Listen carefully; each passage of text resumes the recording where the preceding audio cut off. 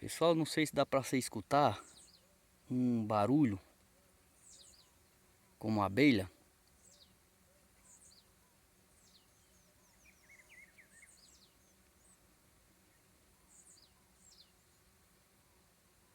Isso aqui eu já vi várias vezes. Aí eu cheguei aqui no Serrote da Macambira, tava acontecendo esse fenômeno. Aí eu digo, agora eu vou descobrir, porque aqui tá mais no aberto, tudinho. Aí tá aí, ó, descobri. São isso aqui, ó, esse besouro aí, ó. A gente chama ele de vaquinha.